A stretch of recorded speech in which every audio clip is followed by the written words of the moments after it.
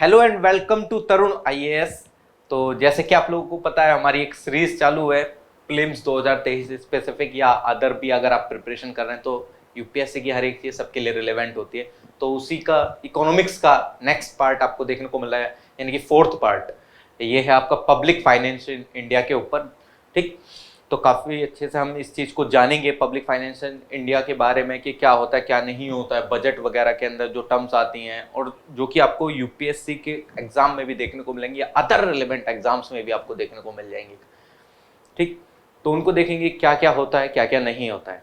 Okay, और I hope कि मैं काफ़ी अच्छे से आपका जो टर्म्स हैं उनको इजीली वे में कर पा रहा हूँ और आप कनेक्ट कर पा रहे होंगे चीज़ों को।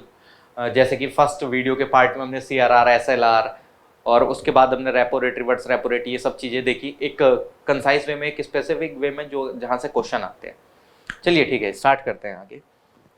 तो एक मोटिवेशन जो कि हम क्या मतलब देखते रहते हैं चीज़ों को और हम डाउन फील करते रहते हैं कि यार मेरा रिजल्ट नहीं आ रहा है, ये हो रहा है वो हो रहा है। ऐसा कुछ नहीं होता कि खोकर पाने का मजा ही कुछ और है और रोकर मुस्कुराने का मजा ही कुछ और है।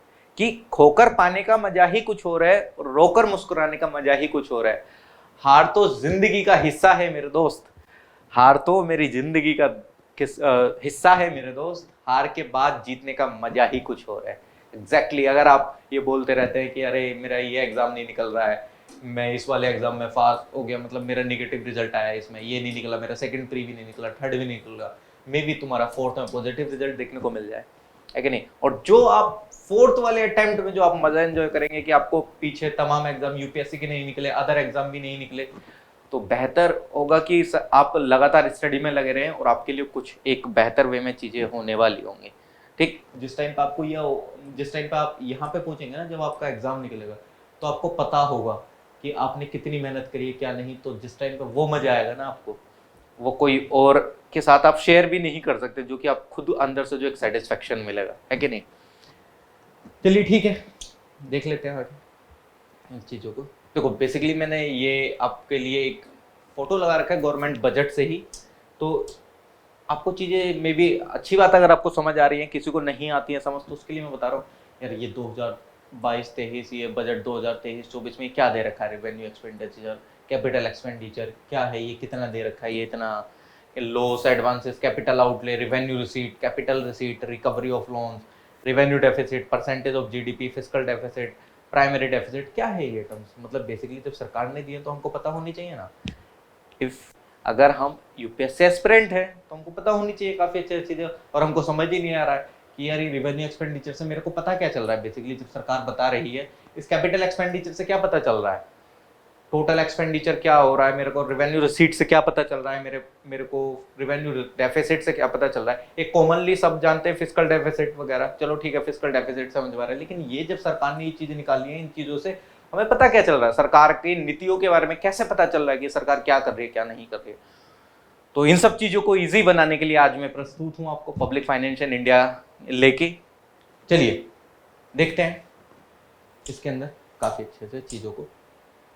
नेक्स्ट चलिए देखिए, सबसे पहली बात, आप अगर रेवेन्यू देखते हैं, रेवेन्यू क्या होता है, एक इनकम सोर्स होता है ना, कि वो सारी फॉर्म ऑफ मनी जहां से आपको इनकम आ रही है, यानी कि अर्निंग आ रही है, कि आप पैसा कमा रहे हैं। तो सेम गवर्नमेंट को भी कुछ ना कुछ रेवेन्यू तो जरूर आता होगा, चाहे वो टैक्स की फॉर्म में आ रहा है, चाहे वो नॉन टैक्स की फॉर्म में कमा रही है, यानी कि वो पैसा, यानी कि गवर्नमेंट की भी तो इनकम हो रही है। आप अगर कहीं पे काम कर रहे हैं, if you are working with some institution or with any company, तो आप मंथली की सैलरी लेते हैं, मंथली की सैलरी लेते हैं कि नहीं लेते हैं, तो आपकी वो वहां पे इनकम जनरेट हो रही है। अब अगर सरकार आपके लिए स्कीम्स चालू कर रही है, स्कीम्स वगैरह, तो उसके पास पैसा होगा तभी तो वो पैसे लगाएगी ना उस स्कीम में। अगर उसके पास पैसा ही नहीं है कैसे लगाएगी, ऑब्वियसली बात है नहीं लगा पाएगी। तो वो जो पैसा आ रहा है वो उसके पास कहां से आ रहा है, रेवेन्यू के सोर्सेस क्या है क्या नहीं है। ठीक, तो चलिए देख लेते हैं। तो रेवेन्यू यानी कि जो उसके पास इनकम जनरेटिंग सोर्सेस है, चाहे वो टैक्स इनकम हो रही है, चाहे नॉन टैक्स इनकम हो रही है। Non tax income in the sense कि वो बाहर से कितना उधारी पे ले रहे हैं, फॉरेन ग्रांट्स जो वगैरह ले रहे हैं, वो एक पैसा आ रहा है, वो पैसा उन्होंने स्कीम्स में लगाने के लिए लिया है, ऑब्वियसली बात है। ओके, नॉन रेवेन्यू इनकम वो होती है every form of income which is not income और अर्निंग फर्म और a government money raised bye a borrowing is considered a non revenue if they increase financial liabilities. मतलब कुल मिला के अगर इंडियन गवर्नमेंट बाहर से उधारी पे पैसा ले रही है और अपनी स्कीम्स को चला रही है, it is not an income, it is not an income. America से अगर वो लोन लेके अपनी स्कीम्स को चला रही है, मान लेते हैं हाइपोथेटिकली, तो ये कुछ इनकम नहीं है। क्यों इनकम नहीं है? क्योंकि ये इसको बाद में वापस देना भी तो है कि नहीं? अगर मैं किसी से उधारी पे पैसा ले रहा हूं, मैंने किसी ए पर्सन से उधारी पे पैसे लिए हैं, ठीक, मैं बी हूं और मैंने किसी ए पर्सन से उधारी पे पैसा लिया, तो ये मेरी इनकम थोड़ी है, ये इसको मेरे को रिटर्न बैक भी तो करना है कि नहीं? तो it's not a form of income. तो गवर्नमेंट के पास रेवेन्यू सोर्सेज वो टैक्सेस वगैरह या नॉन टैक्सेस इनकम वगैरह होती है। ये फॉरेन ग्रांट्स का यहाँ पर मतलब ये था कि जैसे कि हमने किसी को लोन दे दिया है, उस पर हम इंटरेस्ट कमा रहे हैं, है कि नहीं? हमने किसी एक कंट्री वगैरह को दे दिया है। ओके, चलिए ठीक है, देख लेते हैं रिसीट्स। रिसीट्स का मतलब कुछ नहीं होता, ये एवरी रिसीविंग और accrual of money to a government by revenue और non revenue sources is a receipt. मतलब कुछ नहीं है, आपने एक रिसीट देखते ना, जैसे बिल वगैरह होता है, तो उस बिल के अंदर आपके पास जो टोटल पैसा आया है वो कितना, मतलब रेवेन्यू नॉन रेवेन्यू सोर्सेज से कितना पैसा है, उन टोटल की जो एक रिसीट बनेगी उसको रिसीट्स बोलते हैं। ओके, चलिए ठीक है, आगे देख लेते हैं रेवेन्यू रिसीट्स। रेवेन्यू रिसीट्स क्या होती है, क्या नहीं होती है? रेवेन्यू रिसीट्स का मतलब होता है, ये दो तरीके की होती है रेवेन्यू रिसीट्स, यानी कि पैसा जो आ रहा है वो किन किन दो सोर्सेज से आ रहा है। एक तो टैक्स रेवेन्यू रिसीट्स, मतलब टैक्स रेवेन्यू रिसीट्स यानी कि जो टैक्स के थ्रू पैसा आ रहा है वो आपके एक पर्चे में लिखा हुआ है, रिसीट्स बिल वगैरह में लिखा हुआ है, ठीक। तो tax revenue receipts, non tax revenue receipts. तो गवर्नमेंट के पास जो टैक्स रेवेन्यू आता है वो किस फॉर्म में आता है, या तो डायरेक्ट टैक्स या इनडायरेक्ट टैक्स। डायरेक्ट टैक्स आपके लगता है जैसे इनकम पे, इनकम के स्लैब हर साल चेंजेस होते हुए आपको दिख रहे हैं कि 8 लाख से इनकम, मतलब 7 लाख से अगर इनकम ज्यादा होगी तो तब टैक्स लगेगा, ठीक। इनडायरेक्ट टैक्सेस आपके क्या होते हैं? इनडायरेक्ट टैक्सेस में ये होता है जैसे कि आप एक पार्ले जी का बिस्कुट खरीदने गए हैं, पार्ले जी के बिस्कुट जब आप खरीदने गए तो वो 10 रुपए का मिल रहा है, उस 10 रुपए के अंदर भी तो टैक्सेस इंक्लूडेड है ना, तभी तो उसकी कॉस्ट 10 रुपए हुई है, ठीक। तो यानी कि जब आपने 10 रुपए का खरीदा तो उसमें आपने कुछ टैक्स भी तो दिया है। ऑब्वियसली बात है, ये जो 10 रुपए उसका प्राइस है वो उसमें कुछ टैक्स लगने के बाद ही तो प्राइस डिसाइड हुआ है ना। तो ये जो आपने जो 10 रुपए दिए हैं ये इनडायरेक्ट टैक्स दिया है, यानी कि आपने डायरेक्ट गवर्नमेंट को जाके जमा नहीं करा है।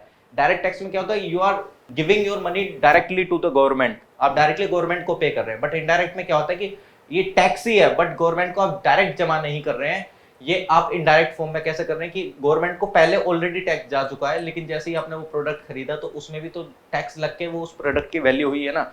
तो डायरेक्ट टैक्स और इनडायरेक्ट टैक्स के थ्रू आपका टैक्स रेवेन्यू रिसीट्स आती हैं। नॉन टैक्स रेवेन्यू जो कि गवर्नमेंट को कहां से कमाई होती है, ठीक, ये जो पब्लिक सेक्टर वगैरह अंडर पीएसयू से जो उसको कमाई हो रही है, ये जो इंटरेस्ट आ रहा है गवर्नमेंट को लोन्स पे, जो कि लोन उसने या तो मान लीजिए इनसाइड द कंट्री, मतलब विद इन द कंट्री, या किसी को लोन दे दिया है गवर्नमेंट ने, ठीक, या एक्सटर्नल लैंडिंग करी है, किसी अदर कंट्री को उसने लोन दिया है, तो उस पर जो इंटरेस्ट आ रहा है वो टैक्स थोड़ी है, वो नॉन टैक्स रेवेन्यू है। तो गवर्नमेंट के पास यहाँ से इनकम आ रही है, फिजिकल सर्विसेज जनरेट कर रही हैं कुछ इनकम, जैसे कि करेंसी प्रिंटिंग। करेंसी प्रिंटिंग में कैसे, आपने सीनियोरेज एक टर्म सुना होगा। सीनियोरेज टर्म क्या, कि अगर एक, मतलब मान लीजिए कि 500 रुपए के नोट को बनाने में 10 रुपए की कॉस्ट आती है, हाइपोथेटिकली आई थिंक इतनी ही आती है, और वो मार्केट में कितने का चलेगा, 500 रुपए का चलेगा। 10 रुपए की कॉस्ट आई है, 490 रुपए का गवर्नमेंट को तो फायदा हो रहा है ना, है कि नहीं?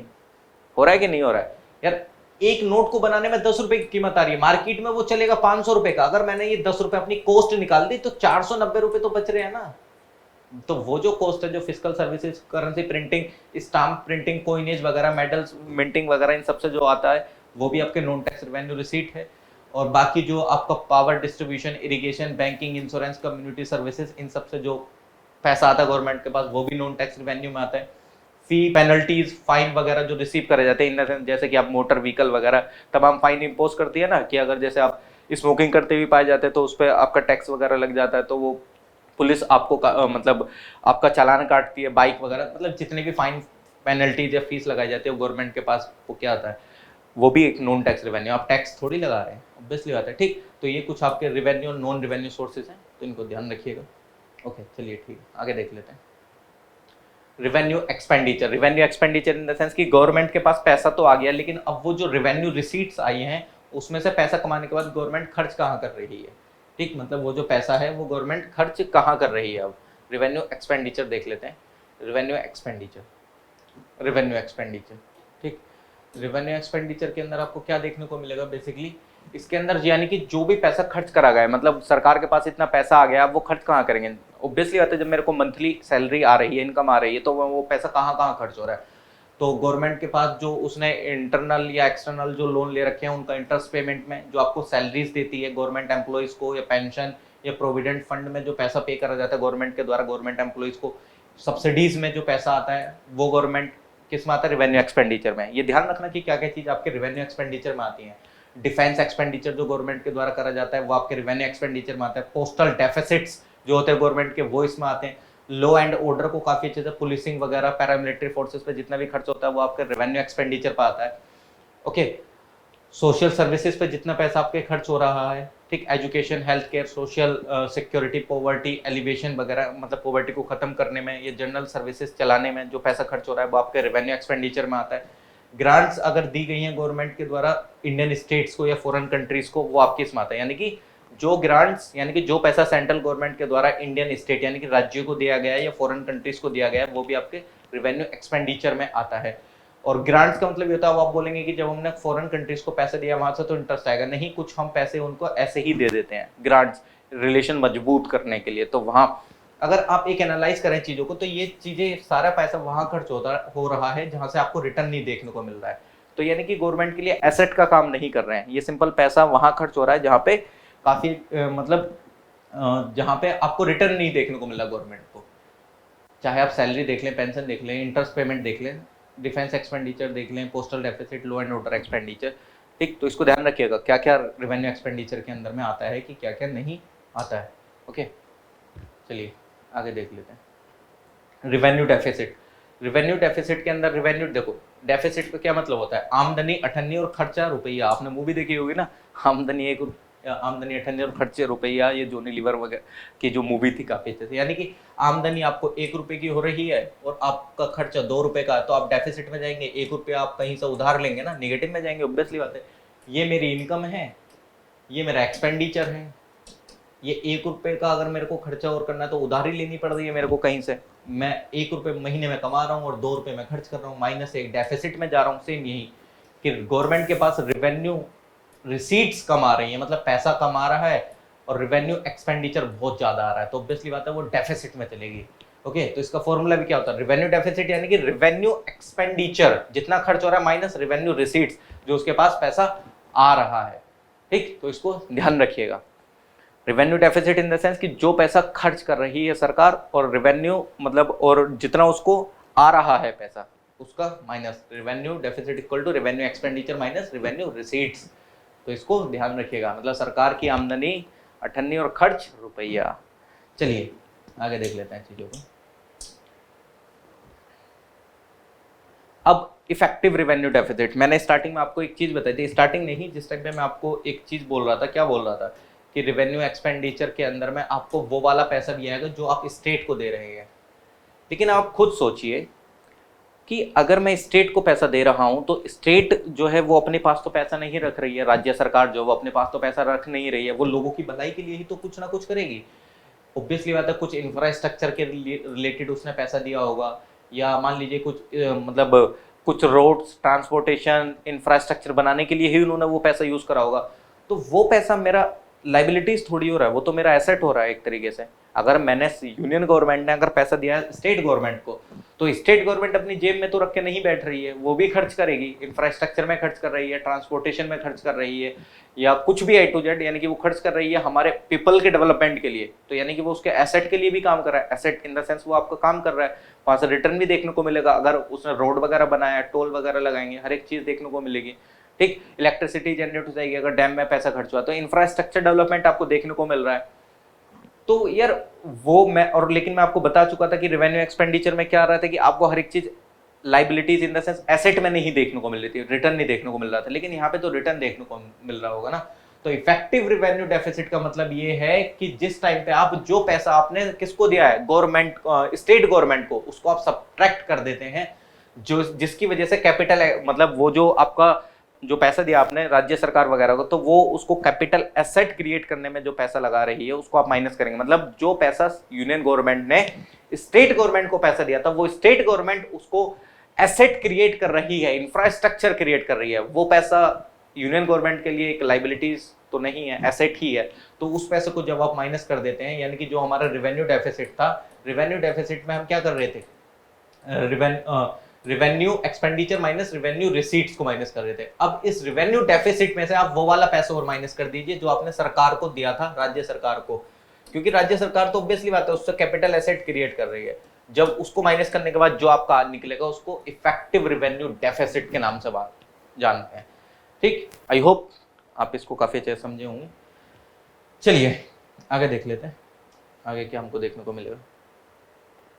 कैपिटल बजट, कैपिटल बजट यानी कि आपको कैपिटल फॉर्मेशन देखने को मिलेगी कुल मिला के। पहले हमने रेवेन्यू एक्सपेंडिचर, रेवेन्यू रिसीट्स, ये सारा देखा, आप कैपिटल देख लेते हैं। कैपिटल बजट में क्या देखने को मिलेगा, वही कैपिटल रिसीट और कैपिटल एक्सपेंडिचर। कैपिटल रिसीट का क्या मतलब है, जो आपको पैसा आ रहा है। नॉन रेवेन्यू रिसीट्स होती हैं जितनी भी होती हैं, बेसिकली अगर आप देखेंगे जितनी भी नॉन रेवेन्यू रिसीट्स हैं गवर्नमेंट की, वो कैपिटल रिसीट्स के नाम से जानी जाती हैं। ये इन्वेस्टमेंट पर्पस के रिलेटेड आपको देखने को मिलेंगी और ये डेवलपमेंट वगैरह पे काफी अच्छे से स्पेंड करी जाती है गवर्नमेंट के थ्रू। तो ये जो लोन रिकवरी होती है गवर्नमेंट को, ठीक, loan recovery in the sense ये आपका किस में आता है, कैपिटल रिसीट के अंदर में आता है। This comes under capital receipts. ठीक, कैपिटल रिसीट्स में अगर आप देखें तो जो आपने कैपिटल आपको वापस मिली है, जैसे मान लीजिए गवर्नमेंट ने पीएसयूज वगैरह इन सब पे पैसा खर्च करा, उसके बाद जो उसको वहां से पैसा आ रहा है, मतलब उसने पहले कैपिटल पे पैसा खर्च करा, कैपिटल फॉर्मेशन करी, capital formation in the sense की इंफ्रास्ट्रक्चर पे पैसा खर्च करा, कंपनीज बनाने पे पैसा खर्च करा। अब इस कैपिटल फॉर्मेशन से जो उसके पास जो रेवेन्यू आ रहा है उसको कैपिटल रिसीट्स के नाम पे जानते हैं। ओके, तो इसको ध्यान रखिएगा। आगे देख लेते हैं और क्या पैसा इसके अंदर आएगा और कौन कौन सा पैसा इसके अंदर आपको काउंट होता हुआ देखने को मिलता है। ठीक, जो बोरोइंग करी जाती है गवर्नमेंट के द्वारा, बोरोइंग बाय द गवर्नमेंट्स, वो आपको कैपिटल एसेट्स में देखने को मिलेगा। ठीक, इसको जानिएगा। कैपिटल रिसीट्स में देखने को मिलेगा जो गवर्नमेंट के द्वारा बोरोइंग करी जाती हैं। अदर रिसीप्ट्स जो कि गवर्नमेंट के द्वारा एक्सेप्ट करी जाती हैं, जैसे कि आपका लॉन्ग टर्म कैपिटल, जैसे कि प्रोविडेंट फंड, पोस्टल डिपॉजिट्स, ये जितनी भी होगी, स्मॉल सेविंग स्कीम्स या गवर्नमेंट बॉन्ड्स वगैरह हो गया, ये सारा आपका किस में आएगा, कैपिटल एसेट्स में, मतलब कैपिटल रिसीट्स में। और गवर्नमेंट के द्वारा जो बोरिंग करी जा रही है, जितने भी लॉन्ग टर्म लोन्स रेज करे गए हैं गवर्नमेंट के द्वारा इनसाइड द कंट्री, मतलब इंटरनल बोरिंग करी गई है या एक्सटर्नल बोरिंग करी गई है गवर्नमेंट के द्वारा, वो भी आपका किस में आएगा, कैपिटल रिसीट्स में। बिकॉज आप उनसे काफी मतलब अगर आप देखेंगे जितना भी पैसा आपका मतलब वर्ल्ड बैंक के द्वारा लिया गया है, कंट्री के द्वारा या आईएमएफ, फॉरेन बैंक्स के द्वारा, फॉरेन गवर्नमेंट्स के द्वारा, फॉरेन फाइनेंशियल इंस्टीट्यूशन के द्वारा, वो जितना भी पैसा वो आपका कैपिटल रिसीट्स के अंदर काउंट होता है। तो ये प्लीज ध्यान रखिएगा, यूपीएससी पूछता है कि कौन सा पैसा किसके अंदर आता है, किसके अंदर नहीं आता है। चलिए, आई होप कि आप इस चीज को ध्यान रखेंगे। अब कैपिटल एक्सपेंडिचर देख लेते हैं। चलो, कैपिटल रिसीट के अंदर पैसा तो देखने को मिलेगा कि गवर्नमेंट के पास कहाँ कहाँ से पैसा आ रहा है। ठीक, अब ये जो पैसा है ये खर्च कहाँ पे हो रहा है, खर्च इन द सेंस कि वो कहाँ पे कर रही है, ये जो मतलब जो आपके लोन डिस्पर्स करे जाते हैं गवर्नमेंट के द्वारा, जैसे कि किसमें, मतलब अगर आप देखें the loan forwarded bye the government might be internal, जैसे कि स्टेट को दे दिया, यूटीज, पीएसयूज, फाइनेंशियल इंस्टीट्यूशन, या एक्सटर्नल फॉरेन कंट्रीज को दे दिया, फॉरेन बैंक्स को दे दिया, या फॉरेन बॉन्ड्स परचेज कर लिया गवर्नमेंट ने। ठीक, तो ये जितना भी पैसा है वो आपका किस में आएगा, कैपिटल एक्सपेंडिचर में। या लोन का रीपेमेंट करा गया है आपकी गवर्नमेंट के द्वारा, उसने पहले से कोई लोन ले रखा था और वो उसको लोन रीपेमेंट कर रही है, तो वो आपका किस में आएगा, मतलब again loan payment might be internal as well as external. This consist of only the capital part of the loan repayment as an element of interest on loan are shown as a part of revenue expenditure। देखिए, basically जो loan repayment आपको करा गया है government के द्वारा वो आपका कैपिटल एक्सपेंडिचर में देखने को मिल जाएगा, बट जो उस पर इंटरेस्ट दिया जा रहा है वो आपको रेवेन्यू एक्सपेंडिचर में देखने को मिलता है। मैंने बोला था ना इंटरेस्ट, क्योंकि इंटरेस्ट तो हर साल जाता है ना, ब्याज उस पे पैसे पे, तो वो जो ब्याज जा रहा है, इंटरेस्ट जो जा रहा है वो आपका रेवेन्यू एक्सपेंडिचर में आता है। लेकिन जो पूरा रीपेमेंट कर दिया, मान लीजिए मैंने 1 लाख रुपए किसी से लिए हैं, 1 लाख रुपए में से 10,000 रुपए हर महीने दे रहा हूँ, तो 10,000 रुपए जो मैं हर महीने दे रहा हूँ वो आपका किस में आएगा, रेवेन्यू एक्सपेंडिचर में। लेकिन जब मैं ये पूरा 1 लाख रुपए उसको रिटर्न कर दूंगा वो आपका किस में आएगा, कैपिटल एक्सपेंडिचर में। तो प्लीज इसको ध्यान रख लेना। ओके, और plan expenditure of the this consist of all the expenditure incurred by the government to finance the planned development of India. मतलब कुल मिला के जो आपकी गवर्नमेंट काफ़ी अच्छे से प्लानिंग वगैरह करती है, फाइनेंशियल सपोर्ट करती है किसी भी, मतलब मान लीजिए स्कीम्स वगैरह में काफ़ी अच्छे से वो पैसा को डिसबर्स कर रही है, स्कीम लोगों के चलाने के लिए, इंफ्रास्ट्रक्चर रिलेटेड या कुछ भी ऐसा सच, मान लीजिए रेलवेज में पैसा खर्च कर रही है, एजुकेशन में, रूरल एक्सटेंशन, वाटर सप्लाई में, पोस्टल डेवलपमेंट्स में, ठीक। तो डिफेंस एक्सपेंडिचर, मॉडर्नाइजेशन करने में चीज़ों के, तो वो जो पैसा है वो आपका कैपिटल फॉर्मेशन ही तो हो रहा है, मतलब कैपिटल एसेट ही तो क्रिएट कर रही है गवर्नमेंट। तो जितना भी पैसा इस तरीके की चीज़ों में खर्च होता है वो आपका कैपिटल एक्सपेंडिचर होता है, यानी कि इंफ्रास्ट्रक्चर से रिलेटेड जो भी पैसा आपका खर्च हो रहा है वो आपका कैपिटल एक्सपेंडिचर कहलाता है। तो इसको ध्यान रखेंगे। चलिए आगे देख लेते हैं। फिस्कल डेफिसिट आप जानते ही होंगे। फिस्कल डेफिसिट के अंदर आपको क्या देखने को मिलता है? फिस्कल डेफिसिट का मतलब क्या होता है? जो टोटल रिवेन्यू गवर्नमेंट के पास आया है, और अब आप खुद देखिएगा टोटल रिवेन्यू और टोटल एक्सपेंडिचर जितना कर रही है, मतलब सरकार खर्च ज्यादा कर रही है, एक्सपेंडिचर ज्यादा कर रही है, और उसके पास टोटल जो बजट में पैसा आया है वो कम आ रहा है। यानी कि बजट में जो टोटल पैसा, अब इसके अंदर क्या क्या आ जाएगा फिस्कल, मतलब एक तो आपका रिवेन्यू रिसीट्स के थ्रू जो जितना भी पैसा आया, प्लस कैपिटल रिसीट्स के थ्रू जितना भी पैसा आया है, ठीक। रिवेन्यू एक्सपेंडिचर में कितना पैसा खर्च कर रही है गवर्नमेंट, प्लस रिवेन्यू वो कैपिटल एक्सपेंडिचर में कितना पैसा कर रही है, खर्च कर रही है, इनका टोटल एस्टिमेट आपका फिस्कल डेफिसिट कैसे कहलाएगा? ये जितना भी एक्सपेंडिचर करा गया है, रिवेन्यू एक्सपेंडिचर और कैपिटल एक्सपेंडिचर, और जितना भी पैसा कमाया गया है रिवेन्यू रिसीट्स और कैपिटल रिसीट्स में, उसको माइनस कर दीजिएगा, वो आपका फिस्कल डेफिसिट है। मतलब पैसे की कमाई तो गवर्नमेंट को यही हो रही है ना, ये रही, और कैपिटल और खर्च कहाँ हो रहा है, यहाँ पे खर्च हो रहा है, तो जो खर्च हो रहा है उसमें से माइनस कर दीजिएगा, वो आपका क्या, फिस्कल डेफिसिट, यानी कि गवर्नमेंट को पैसा कम आ रहा है और जा रहा है। ओके, आई होप कि आप इसको समझ पाए होंगे। चलिए देख लेते हैं, इसमें खुद भी वही चीज बता रहा है, अगर आप देखें एक सेकेंड।